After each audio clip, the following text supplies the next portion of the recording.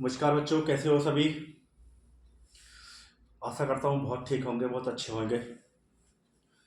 एक बार मैं SP sir फिर हाजिर हूँ आपके सामने एक नई वीडियो लेकर, एक बहुत ही इम्पोर्टेंट चैप्टर लेकर, जिससे कोई ना कोई क्वेश्चन आपको केमिस्ट्री के चैप्टर में पेपर में जरूर मिलेगा 100%।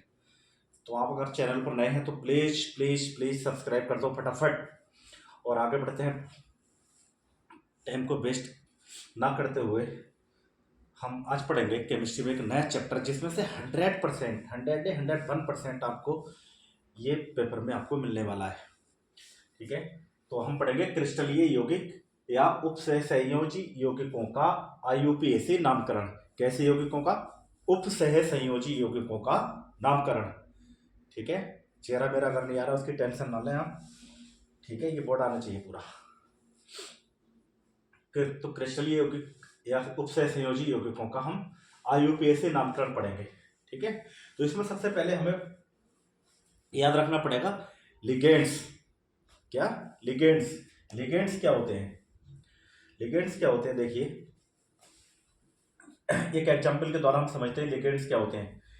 ये लिखा है मैंने K3 ब्रैकेट में FeCN का होल 6 ब्रैकेट बंद।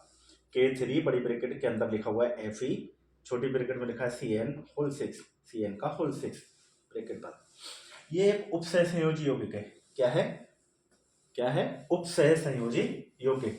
ठीक है, उपसहसंयोजी यौगिक में ये धातु परमाणु है, मेटल एटम है, और ये भी मेटल है, ये भी धातु परमाणु है, लेकिन इसे हम केंद्रीय धातु परमाणु कहते हैं। ठीक है, सेंट्रल मेटल एटम, केंद्रीय धातु परमाणु। कौन सा है केंद्रीय धातु परमाणु इसमें? Fe। ठीक है, केंद्रीय धातु परमाणु कौन सा है इसमें? Fe केंद्रीय धातु परमाणु है। तो इस केंद्रीय धातु परमाणु से जो एटम आपका जुड़ा होता है उसी को हम क्या कहते हैं पहले बच्चों? लिगेंड्स कहते हैं। क्या कहते हैं? लिगेंड्स। ठीक है, तो ये केंद्रीय धातु परमाणु हो गया। इस केंद्रीय धातु परमाणु से जो भी एटम आपका ये जुड़ा हुआ है, इसके साथ में जो लिखा हुआ है उसी को हम क्या कहते हैं? लिगेंड्स कहते हैं। क्या कहते हैं? लिगेंड्स। ठीक है, समझ में आ गया होगा। ये पूरा एक क्या है? पूरा K3 से लेकर यहाँ तक पूरा एक उपसहसंयोजी यौगिक है।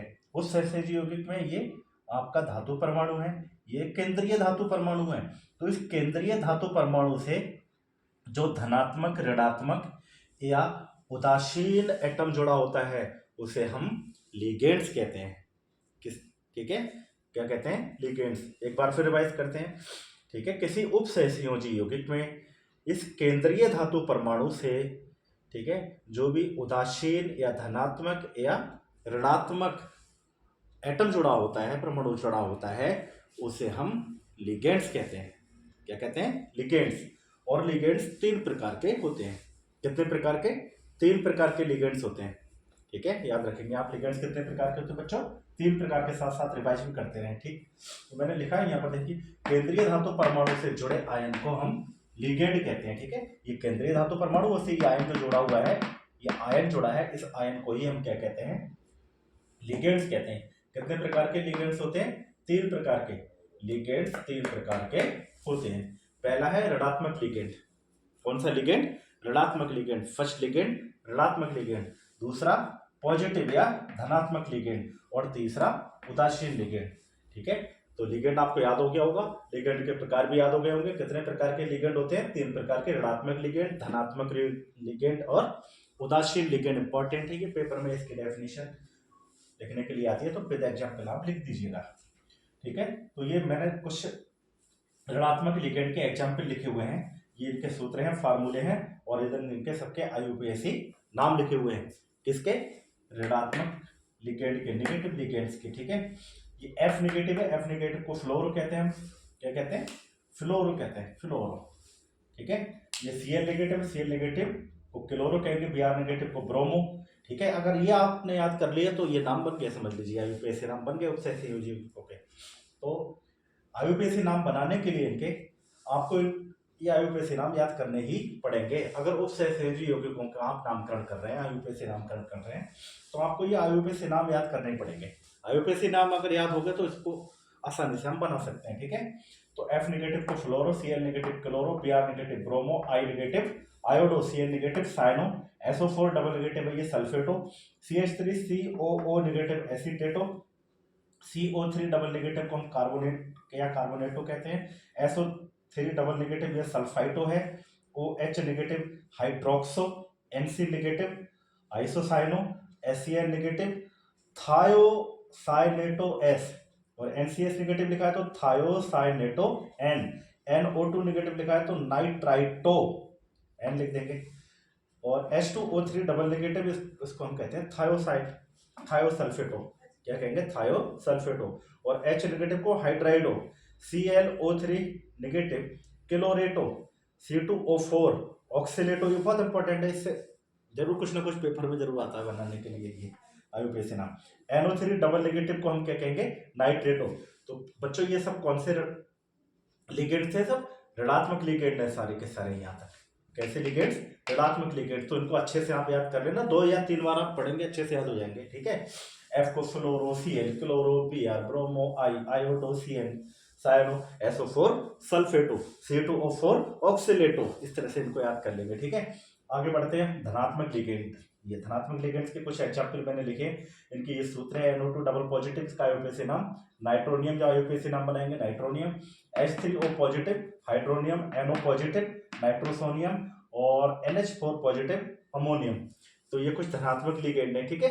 इसके बाद बढ़ते हैं उदासीन लिगेंड की तरफ। ये उदासीन लिगेंड लिखे हैं मैंने सारे, आप अच्छे से इनकी स्क्रीनशॉट ले लें या नोट कर लें फटाफट। ये सूत्र है और इनके आईयूपीएसी नाम है कौन से लिगेंड के, उदासीन लिगेंड के, ठीक है। H2O देखिए कोई भी इनके ऊपर चार्ज नहीं लगा है, ना पॉजिटिव ना नेगेटिव, इसलिए कैसे लिगेंड है ये, उदासीन लिगेंड है, ठीक है। H2O को एक्वा कहेंगे, CO को कार्बोनिल, C और O दोनों बराबर होने चाहिए तो कार्बोनिल, ठीक है। NH3 amine, PH3 phosphine, CH3 का होल थ्राइस N है तो try methyl amine, try methyl amine, ठीक है। और ये एथिलीन डाइएमीन, ये मेथिल एमीन, ये एनो लिखा है नाइट्रोसिल, SO2 को सल्फोनिल कहते हैं, ठीक है। अब मैंने कुछ आयनों की इधर संयोजकताएं लिख दी हैं, Cl की -1 होती है इस तरह से, ठीक है। F की -1 होती है, के पॉजिटिव की +1 होती है, Fe की +1 है। तो ये संयोजकताएं भी आपको याद रखने पड़ेंगे जो मैंने इधर लिख दी है साइड में, ठीक है। आप इसको एक बार रिवाइज मार लें और जब आईयूपीएसी नाम बनाएंगे तो आपको अपने आप ही याद हो जाएंगे ये, ठीक है। तो आइए कुछ एग्जाम्पल के द्वारा इन उपसंयोजी यौगिकों का हम नामकरण करते हैं, ठीक है। पहला लिखा है फर्स्ट K3 बड़ी ब्रैकेट है, ब्रैकेट के अंदर FeCN का होल 6, K3 FeCN का होल 6। तो अब इसका आईयूपीएसी बनाने का नियम क्या है, सबसे पहले हम इस ब्रैकेट के बाहर जो हमारा मेटल एटम लिखा हुआ है, धातु परमाणु है ये वाला, ठीक है, इसका नामकरण करते हैं। इसका नाम सबसे पहले लिखेंगे, जो K3 है ब्रैकेट के बाहर लिखा है, इसका नाम सबसे पहले लिखेंगे। तो K को आप जानते हो, K का क्या नाम होता है, पोटेशियम होता है, तो ये पोटेशियम लिख दिया मैंने, ठीक है। इसके बाद में जब बाहर वाला ये नाम लिख जाता है, उसके बाद में बड़ी ब्रैकेट के अंदर सबसे पहले लिगेंड्स का नाम लिखेंगे। किसका नाम, लिगेंड्स का, ठीक है, लिगेंड। अब लिगेंड पर जो नंबर लगा होता है नीचे, जो नंबर लगा होता है, ठीक है, लिगेंड का नाम लिखने से पहले उस नंबर को लिखेंगे, ठीक है। जैसे ये कितने लिखे हैं, 6 को हम क्या कहते हैं, हेक्सा, क्या कहते हैं, हेक्सा। 1 को मोनो, 2 को डाई, 3 को ट्राई, 1 को मोनो भूलना नहीं, एक बार रिवाइज कर लीजिए।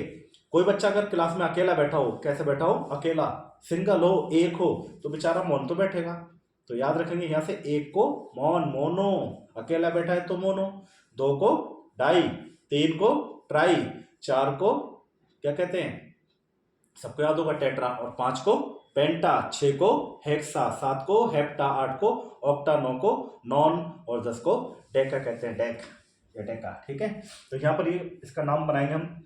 तो नाम बनाने के लिए फिर से आइए एक बार, सबसे पहले किसका नाम लिखेंगे हम, जो बड़ी ब्रैकेट के बाहर लिखा है धातु परमाणु, उसका क्या लिखा है, ये K3, के क्या होता है, पोटेशियम, इसलिए पोटेशियम लिख दिया गया। अब बड़ी ब्रैकेट के अंदर आ जाइए, बड़ी ब्रैकेट के अंदर ये केंद्रीय धातु परमाणु है और ये इससे लगा हुआ लिगेंड है, ये आयन, ठीक है। तो लिगेंड लिखेंगे, लिगेंड से पहले उसका जो नंबर लिखा हुआ है, वो जो संख्या लिखी हुई है वो लिख देते हैं। यहाँ 6 लगा है, ठीक है, इसलिए क्या लिख देंगे, 6 को क्या कहते हैं हम, हेक्सा लिख दिया, 6 को क्या कहेंगे हेक्सा, हेक्सा लिख दिया। CN है, CN को हम क्या कहते हैं साइनाइडो, CN को क्या कहते हैं हम साइनाइडो या साइनो, ठीक है ये लिखा है साइनो कह देते हैं या साइनाइडो कह देते हैं, ये CN लिखा हुआ है ठीक। और इसके बाद में ये क्या बचा Fe को फेरेट कहते हैं, क्या कहते हैं फेरेट कहते हैं, तो फेरेट लिख दिया ठीक, समझ में आ गया होगा। पोटेशियम, इस पे ये संख्या लिखी हुई है, ये 6 को क्या कहेंगे हेक्सा, CN को साइनेटो या साइनाइडो, ठीक है। और ये क्या है Fe को हम क्या कहते हैं फेरेट, तो ये फेरेट लिख दिया ठीक है। अब इसके आगे रोमन अंकों में इसके ऑक्सीकरण अवस्था या संख्या लिखी जाती है ये, ठीक है रोमन अंकों में। तो वो कैसे लिखते हैं देखिए, ये CN का होल 6 है, इस पे नीचे कितने लिखे हुए हैं 6 लिखे हैं, ये कितने लिखे हैं 6, ठीक है। और CN की ऑक्सीकरण संख्या कितनी होती है -1, कितनी होती है बच्चों -1। तो CN के जो ऑक्सीकरण संख्या है वो है -1, और इसमें ब्रैकेट के बाहर ये कितना लिखा हुआ है, ये लिखा है 6, तो 6 से इसकी गुणा कर देंगे तो 6 एकम 6 हो गया, 6 बच जा 6। तो जो CN की इस समय ऑक्सीकरण अवस्था है वो कितनी है 6 है माइनस की, ठीक है। उसके बाद में इसके देख लेते हैं K जो बाहर लिखा हुआ है, K की ऑक्सीकरण संख्या कितनी है बच्चों +1 है, कितनी +1। अब इसके नीचे कितना लिखा है 3, तो 3 और +1 के मल्टीप्लाई करेंगे तो 3 बन जा 3, 3 एकम 3, ठीक है। कितना आ जाएगा 3 एकम 3 आ जाएगा प्लस का, ठीक है। अब इन दोनों को माइनस कर लेते हैं, क्या कर लेते हैं माइनस, ठीक है। जो अंदर लिगेंड लगा हुआ था उसकी ऑक्सीकरण अवस्था को, और ये जो लगा है इसकी अवस्था को या संयोजकता को क्या कर लेते हैं माइनस कर लेते हैं दोनों को, ठीक है। ये माइनस का है और ये प्लस का है, देखिए माइनस का 6 प्लस का 3, तो कितना बचेगा -3 बचा ये यहाँ पर 3, इसलिए इसके आगे यहाँ पर थर्ड लिख देंगे, कितना लिख देंगे थर्ड, समझ में आ गया होगा आपको। ऐसे ये वाला है दूसरा एग्जाम्पल देखिए, K3 ब्रैकेट के अंदर लिखा है AlC2O4 का होल थ्राइस। तो सबसे पहले पता ही आपको इस ब्रैकेट के बाहर जो लिखा होता है उसी का IUPAC नाम लिखेंगे। सबसे पहले क्या लिखा है K को क्या कहेंगे बच्चों पोटेशियम, ठीक है। अब ब्रैकेट के अंदर जाइए, ब्रैकेट के अंदर ये केंद्रीय धातु परमाणु है, इसी आयन जुड़ा है C2O4, तो ये एक लिगेंड है, इस लिगेंड का नाम तो लिखेंगे, लेकिन नाम लिखने से पहले इस पे जो संख्या लिखी होती है उसको लिखा जाता है। ये कितना लिखा है 3, कितना लिखा है 3 को हम कहते हैं ट्राई, इसलिए लिख दिया हमने ये ट्राई। अब ट्राई किस पे लिखा है C2O4 पे, C2O4 को अभी बताया था मैंने ऑक्सीलेटो कहते हैं, ठीक है। तो 3 को लिख दिया ट्राई, और C2O4 को क्या कहते हैं ऑक्सीलेटो, ठीक है। तो पोटेशियम ट्राई ऑक्सीलेटो। अब Al बचा, Al को क्या कहते हैं एल्यूमिनेट, क्या कहेंगे एल्यूमिनेट, ठीक है। फिर बनाइए नाम एक बार, सबसे पहले इसका नाम बनाएंगे क्या है K को क्या हम क्या कहते हैं पोटेशियम लिख दिया। ब्रैकेट के अंदर आ जाइए, लिगेंड देखिए, लिगेंड पे कितना नंबर लिखा हुआ है 3 को हम क्या कहते हैं ट्राई, तो ट्राई लिख दिया, ठीक है। ये C2O4 है, C2O4 को हम क्या कहते हैं ऑक्सीलेटो, तो ऑक्सीलेटो लिख दिया। अब क्या रह गया, ये केंद्रीय धातु परमाणु Al रह गया, इस Al को हम क्या कहते हैं एल्यूमिनेट। डैश लगा के क्या लिख देंगे, इसका जो इसकी ऑक्सीकरण अवस्था है या संयोजकता है इसकी वो लिख देंगे रोमन अंकों में, ठीक है। तो रोमन अंकों में फिर वही देख लीजिए कितनी होगी C2O4 कि पे जितने भी आप ऑक्सीकरण अवस्था होती है उसकी 3 से मल्टीप्लाई कर देंगे, और यहाँ पर K3 है 3 से मल्टीप्लाई करके दोनों को आपस में माइनस कर लेंगे, थर्ड आएगा, तो यहाँ पर लिख देंगे थर्ड, ठीक है। एग्जाम्पल नंबर तीसरा, K ब्रैकेट के अंदर PTNH3Cl3, ठीक है। तो सबसे पहले नाम किसका लिखेंगे, ये पोटेशियम का, पोटेशियम आ गया। इसके बाद ब्रैकेट के अंदर जाएंगे तो ब्रैकेट के अंदर ये 2 लिखे हुए Cl3 भी लिखा है NH3 भी लिखा है, लेकिन लिगेंड कौन है यहाँ पर, ये NH3 एक उदासीन लिगेंड होता है, ठीक है। तो NH3 को हम क्या कहते हैं बच्चों एमीन कहते हैं, ये इसमें लिखा होगा देखिए कहीं पर, ये एमीन है, ठीक है। NH3 लिखा है तो NH3 को हम क्या कहेंगे एमीन लिख दिया, ठीक है। क्या लिख देंगे एमीन लिख दिया। उसके बाद में ये बचा यहाँ Cl3 पे कितना लिखा है 3 को क्या कहते हैं हम ट्राई, और Cl को क्या कहते हैं क्लोराइडो, तो ये लिख दिया ट्राई क्लोराइडो। अब क्या बच गया यहाँ Pt बचा है, Pt क्या बचा है Pt मतलब प्लेटिनेट, ठीक है प्लेटिनेट ऑक्सीकरण अवस्था। और ये जो रोमन अंक में लिखते हैं लास्ट में वो आपको समझ में आएगी होगी, वरना एक बार और देख लीजिएगा वीडियो को। तो इसका क्या नाम हो जाएगा बच्चों, के हो गया पोटेशियम, NH3 एमीन, ये Cl3 को हम कहते हैं ट्राई, Cl हो गया क्लोराइडो, और Pt को कहते हैं प्लेटिनेट। पोटेशियम, ये एमीन, ये तीन को ट्राई क्लोराइडो, और ये Pt को Palatinate second. Number 4 K3 bracket के अंदर CO, यहाँ देखिए O छोटा है, NO2 का होल 6 ब्रैकेट बंद। सबसे पहले नामकरण करेंगे तो किसका करेंगे बच्चों, के क्या होता है पोटेशियम, तो पोटेशियम लिख दिया। ब्रैकेट के अंदर जाइए, लिगेंड देखिए, लिगेंड NO2 है, NO2 ऑक्सीकरण अवस्था के वो संख्या कितनी लिखी हुई है, ये 6 लिखी हुई है। तो 6 को हम क्या कहते हैं बच्चों, हेक्सा, क्या कहते हैं हेक्सा। NO2 को हम कहते हैं नाइट्राइटो, पोटेशियम हेक्सा नाइट्राइटो, और ये CO को हम कहते हैं कोबाल्ट अर्थात कोबाल्टेट। देखिए नाम बनाइए इसका, ये क्या है K3 को हम पोटेशियम कहते हैं, पोटेशियम लिख दिया। यहाँ पर लिगेंड देखिए, लिगेंड पे 6 लगा हुआ है, 6 को हेक्सा कहते हैं, हेक्सा लिख दिया। NO2 को नाइट्राइटो कहते हैं, नाइट्राइटो लिख दिया, ठीक है, नाइट्राइटो N। और ये CO को क्या कहते हैं हम, कोबाल्टेट, तो कोबाल्टेट लिख दिया। इसके ये संयोजकता अक्षरण अवस्था या संयोजकता लिख दी लास्ट में। ऐसे ये 5वां K ब्रैकेट के अंदर Pt Br3 NH3, ठीक है। जब नामकरण करेंगे तो सबसे पहले किसका नामकरण करते हैं बच्चों, बाहर वाले का, ये जो एटम है परमाणु है इसका, ये क्या है के को हम पोटेशियम कहते हैं, तो पोटेशियम लिख दिया, ठीक है। ब्रैकेट के अंदर आइए देखिए, ये भी लगा हुआ है, ये भी। अब इसमें ये उदासीन है, ये उदासीन लिगेंड है, इसका नाम पहले लिखेंगे NH3 को हम क्या कहते हैं, एमीन लिख दिया। क्या बचा Br3 जैसे ऊपर Cl3 था, तो यहाँ पर Br3 है, 3 को हम क्या कहते हैं ट्राई, ये ट्राई लिख दिया। अब Br है, Br को कहते हैं ब्रोमो, ठीक है, क्या कहते हैं ब्रोमो या ब्रोमाइडो। और Pt को क्या कहेंगे प्लेटिनेट सेकेंड, ठीक है। और इस तरह से ये हम IUPAC नामकरण कर सकते हैं उप सहसंयोजी यौगिकों का, ठीक है। तो इसके लिए हमको सबसे पहले क्या याद रखना पड़ेगा, लिगेंड अब आप समझ ही गए होंगे क्या होता है लिगेंड, ठीक है। ये एक उप सहसंयोजी यौगिक है, उप सहसंयोजी यौगिक में, ठीक है, ये धातु परमाणु और ये केंद्रीय धातु परमाणु। इस केंद्रीय धातु परमाणु से जो आयन जोड़ा होता है धनात्मक ऋणात्मक या उदासीन, ठीक है, दैट इज कॉल्ड लिगेंड, वही लिगेंड होता है, ठीक है। तो इसमें लिगेंड कौन हो गया बच्चों, Cn। इस वाले में लिगेंड कौन होगा, C2O4। इस वाले कंपाउंड में कौन होगा, NH3, ये नेगेटिव हो गया Cl3, ठीक है। तो लिगेंड समझ में आ गया, ठीक है। लिगेंड की अगर डेफिनेशन आ जाए तो कैसे लिखेंगे, सबको याद हो गई होगी।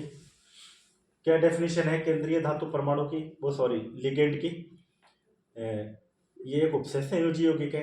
किसी भी उपसहसंयोजी यौगिक में जो केंद्रीय धातु परमाणु होता है, किसी भी उपसहसंयोजी यौगिक में जो केंद्रीय धातु परमाणु होता है, उस केंद्रीय धातु परमाणु से जुड़े हुए आयन को, अब आयन धनात्मक हो ऋणात्मक हो या उदासीन हो, ठीक है, आयन को हम क्या कहेंगे, लिगेंड कहते हैं। तो लिगेंड कितने प्रकार के होते हैं, 3 प्रकार के लिगेंड होते हैं, ऋणात्मक लिगेंड, धनात्मक लिगेंड और उदासीन, ठीक है। ये मैंने सब लिख दिए यहाँ पर, आप इनके चाहे तो स्क्रीनशॉट ले लें या नोट कर लें, और फटाफट इनको बनाने के लिए तैयार हो जाइए। बनाइए खूब, जितना रिवीजन करेंगे उतने अच्छे से आपको बनाने आ जाएंगे, ठीक है। और कोई ना कोई ये क्वेश्चन आपको बोर्ड में एग्जाम में मिलेगा जरूर, 100% मिलेगा, ठीक है ना। तो बिना देर किए हुए कॉपी उठाइए, फटाफट इसको नोट कीजिए, और बहुत सारे एग्जाम्पल आप कर करके देखिए, बना के देखिए नाम इनके, ठीक है। अगर आपको कोई समस्या आ रही हो तो कमेंट करके आप इस समस्या का समाधान पूरा कर सकते हैं, ठीक है। तो आशा करता हूँ वीडियो अच्छी लगी होगी। प्लीज़ एक बार वीडियो को शेयर जरूर कर दें, सब्सक्राइब जरूर कर दें। अगर आप वीडियो पर यूट्यूब चैनल पर नए हैं तो प्लीज़ सब्सक्राइब जरूर कर दें चैनल को, ठीक है। और आप पहले से देख रहे हैं तो आप वीडियो शेयर जरूर करें। धन्यवाद।